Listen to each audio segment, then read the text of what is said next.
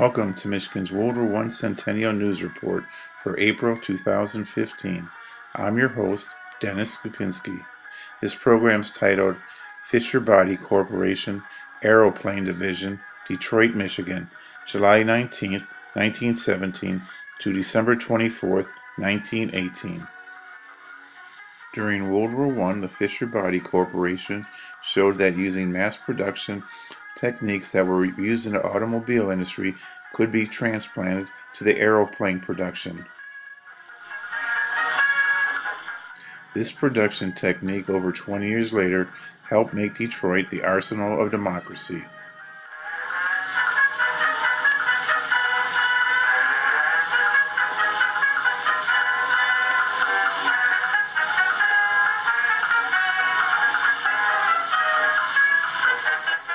One century ago, on April 4th, 1915, Germany protested vigorously to the United States, claiming that it must insist that Britain lift its blockade and America assert its neutrality. The British fleet had effectively cut off Germany from the rest of the world, especially from the United States. On April 22nd, the Second Battle of Ypres, or as the British called it, Wipers, began on the Western Front in Belgium.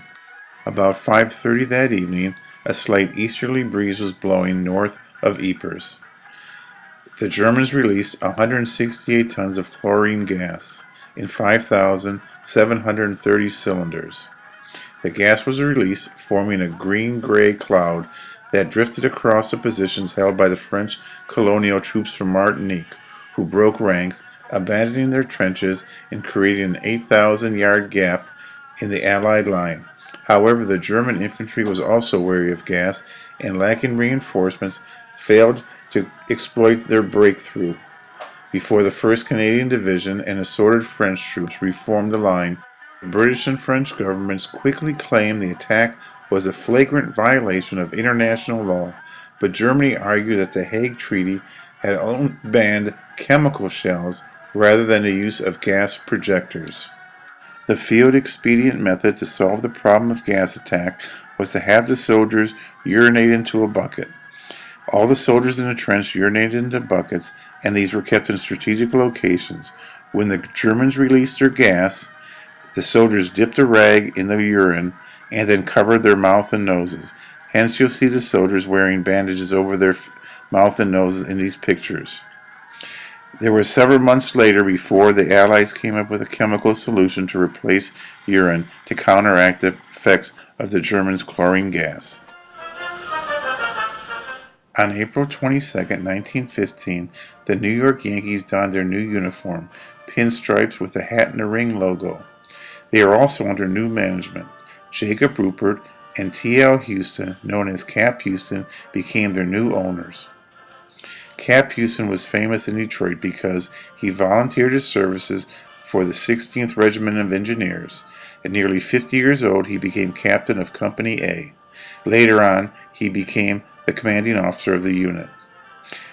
T.L. Houston was important because he built Yankee Stadium in the Bronx, and also he was responsible for getting Babe Ruth with the New York Yankees.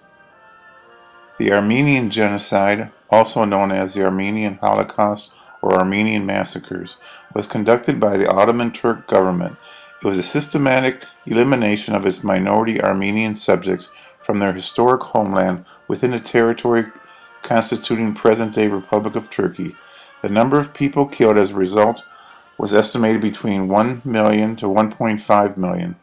The starting date was conventionally held to be April 24, 1915, the day the Ottoman authorities rounded up and arrested some 250 Armenian intellectuals and community leaders in Constantinople. The genocide was carried out during World War I and after, and implemented in 2 phases. The wholesale killing of the able-bodied male population through massacres and subjugation of the army conscripts to forced labor, followed by the deportation of women, children, the elderly, and the infirm on death marches to the Syrian desert. Driven forward by military escorts, the deportees were deprived of food and water and subjected to periodic robbery, rape, and massacre. Other indigenous and Christian ethnic groups, such as the Assyrians and the Ottoman Greeks, were similarly targeted for extermination by the Ottoman government, and their treatment is considered by many historians to be the same genocide policy. On April 25th, the land battle of the Dardanelles began, with the landing of Australian and New Zealand troops on the Gallipoli Peninsula. The Battle of Gallipoli was an unsuccessful attempt by the Allied powers to control the sea route from Europe to Russia during World War I. The campaign began with a failed naval attack by British and French ships on the Dardanelles Straits in February and March 1915. Lack of sufficient intelligence and knowledge of the terrain, along with the fierce Turkish resistance, hampered the success of the invasion. By mid-October, Allied forces had suffered heavy casualties and had made little headway from their initial landing sites. Evacuation began in December 1915 and was completed in early February 1916. On April 26, Italy, who had been neutral, signed the Pact of London, joining the side of Great Britain, France, and Russia.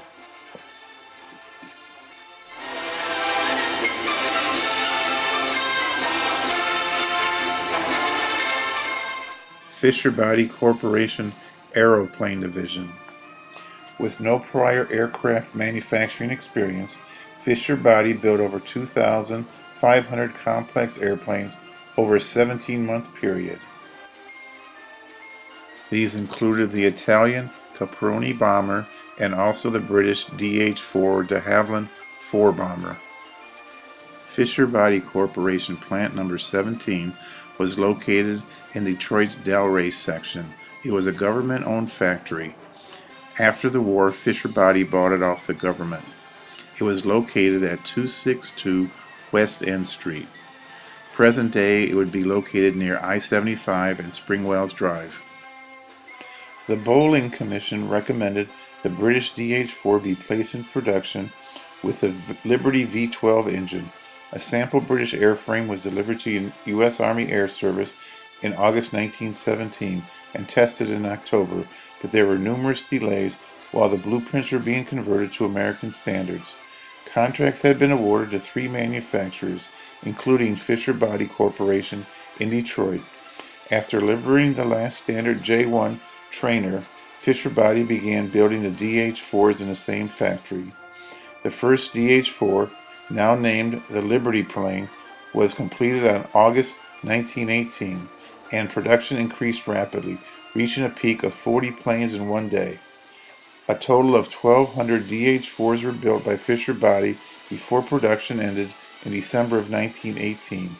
The first combat mission flown by Liberty planes was on August 2, 1918, and over 1,000 had reached France by war's end. After the war, the DH-4 was widely used by the U.S. Army Air Service and the U.S. Postal Service to deliver airmail. The Bowling mission was formed to select suitable European aircraft that could be mass-produced in his country. In June of 1917, Major Reynold Bowling, along with several aeronautical engineers, visited European aircraft manufacturers and shipped back a number of sample aircraft to this country. Upon his return, Major Bowling recommended that America build a day bomber based on the British de Havilland DH-4 plus a larger bomber, either the British Hadley Page or the Italian Caproni bomber. These are rare pictures of the Fisher Body control panel for Liberty bomber. This is what a pilot would be checking while flying the airplane. There are gauges for air pressure, oil pressure, altitude, airspeed, and several others. This is the ID badge that was put inside the control panel of each Fisher Body Liberty bomber produced. Pictured here are the Liberty engines that arrived. They were produced in Detroit, V-12s for the Liberty bomber. The engines had to be tested before they could be put into the airplanes. Once tested, they'd be connected to their radiator and other parts and assembled in the fuselage of the Liberty bomber. Here the Liberty V-12 engines are being checked out by technicians before being installed in the Liberty bomber. This is an interesting picture because it shows all the components of the Liberty bomber at the Fisher Body Aeroplane Division factory. Now we see the radiators for the Liberty engine.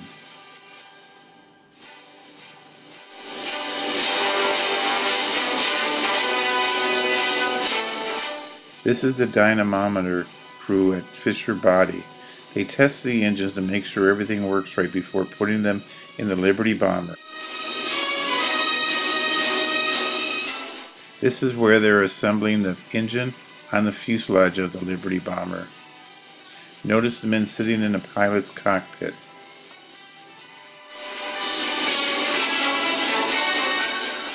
And here's another picture of what it looks like in the assembly of the engine, radiator, and fuselage of the airplane.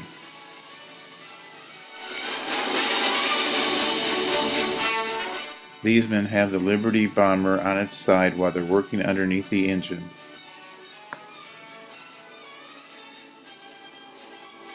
This section of the factory shows men assembling the cockpit and the area just in front of the cockpit of the Liberty bomber.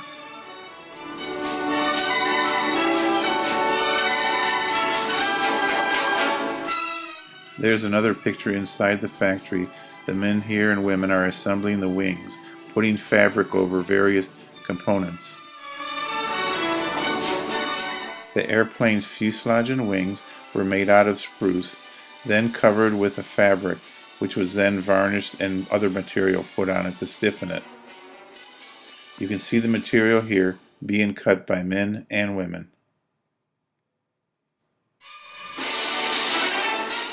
During World War II, the Willow Run bomber plant in Willow Run, Michigan made Rosie the Riveter famous. But during World War I, women worked in an aircraft factory like this, producing bombers that would help America win the war. Before Rosie the Riveter was ever thought of, her mother was working in the aircraft industry here in Detroit, building bombers for the U.S. Army Air Corps. This is another picture of men working on the control panel. This is what the pilot would see while flying the airplane.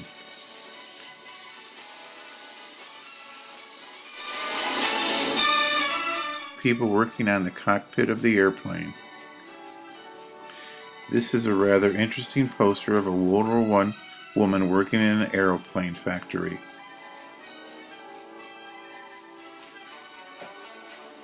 These women look like they're gluing pieces of wood together into a frame in order to make part of the fuselage or part of the wings.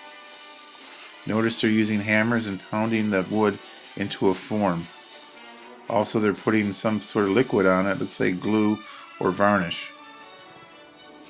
One of the reasons why Fisher Body Corporation won a government contract to build airplanes was because they had a lot of experience with woodworking.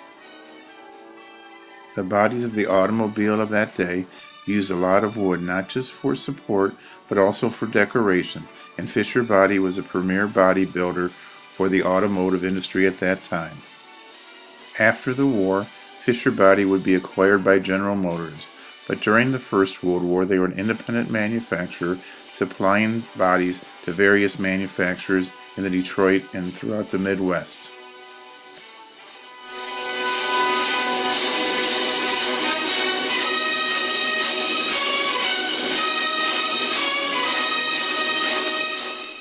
This section of the plant was used to assemble the fuselage of the airplanes.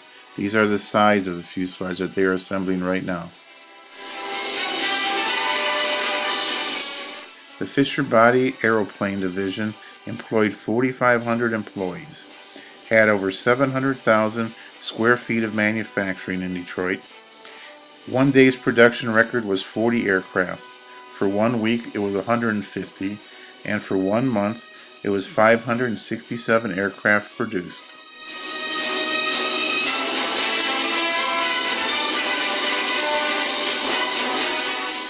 This part of the factory was used for assembly of the wings. Notice all the wood and the intricate parts that were put together in order to assemble a wing.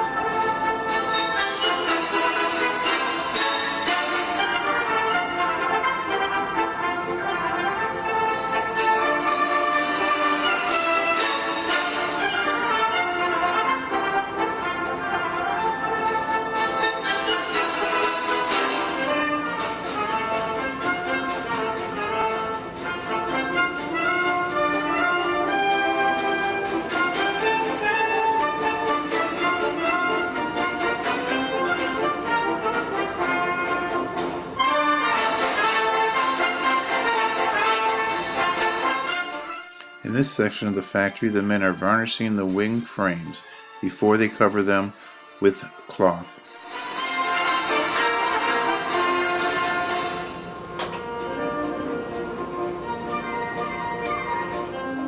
Not all the pieces of the DH-4 or Liberty bomber were made out of wood. This piece looks like it's made out of sheet metal.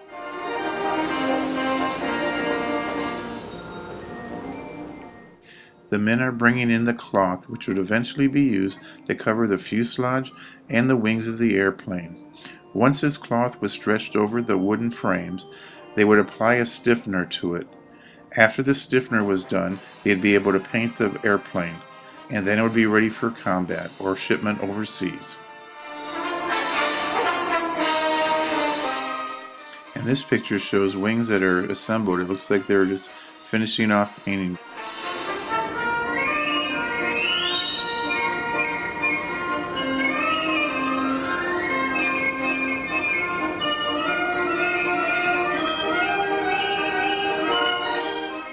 This is a rather interesting picture. If you look above the woman's head, you'll see stored above her the seats that were used for the airplane, for the pilot and the gunner or bombardier.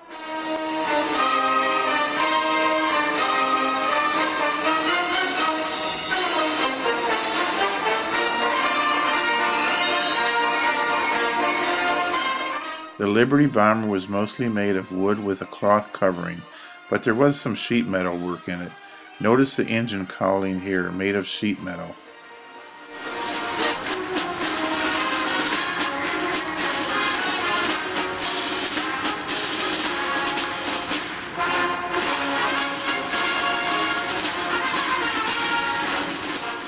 In this section of the factory, wood would be brought in and cut to various sizes for assembly for the aircraft.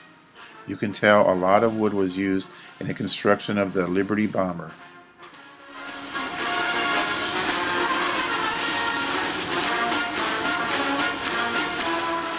One of the subcomponents of the airplane assembled here was the control panel.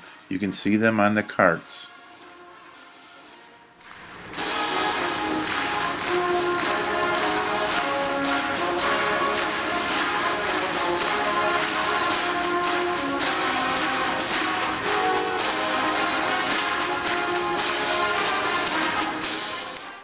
Plant 17, which had over 700,000 square feet of a manufacturing and assembly area, had its own tool and die shop, woodworking shop, and sheet metal shop.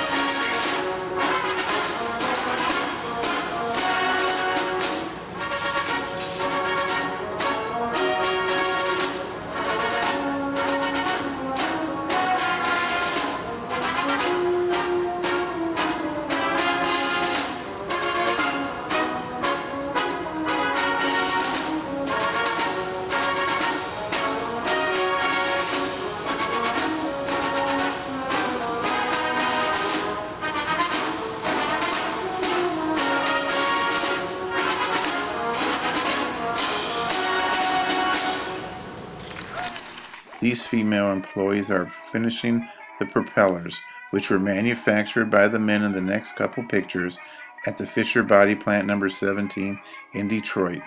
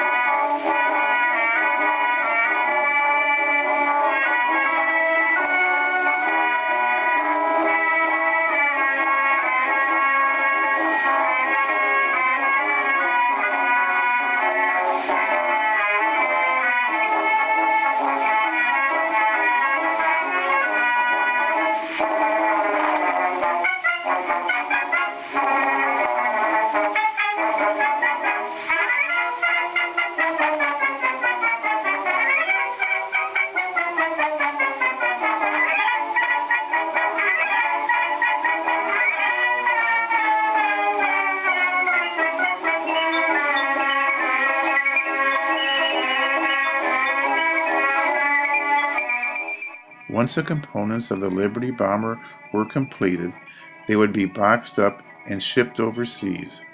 These boxes were the most efficient way to ship a large number of airplanes over to France.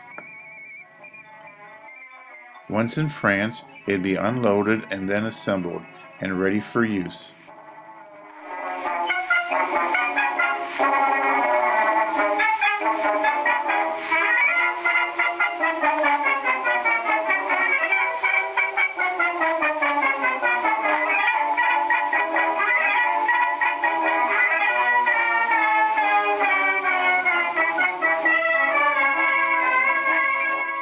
This picture shows how the shipping containers were brought into the plant on a horse-drawn wagon.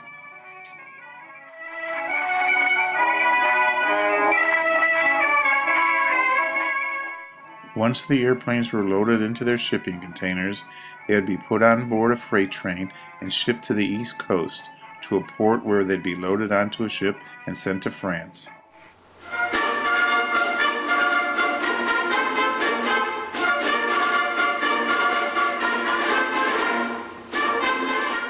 Fisher Body was also under contract to build the Italian-designed Caproni heavy bomber. The Caproni heavy bomber was a 3-engine biplane of wooden construction with fabric-covered frame.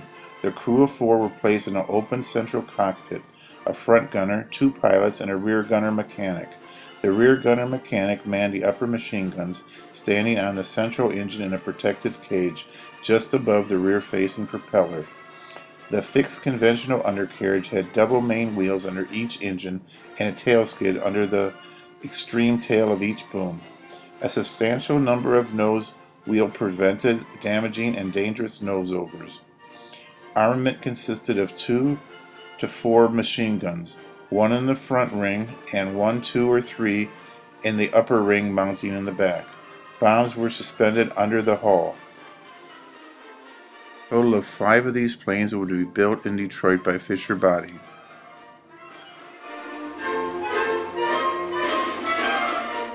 At an unknown location, the Caproni bomber was on display, this one manufactured by Fisher Body, one of the 5 produced in the Detroit plant. The Caproni bomber was a complex bomber to build, and with 3 engines, it was one of the largest in the world. Notice its massive size.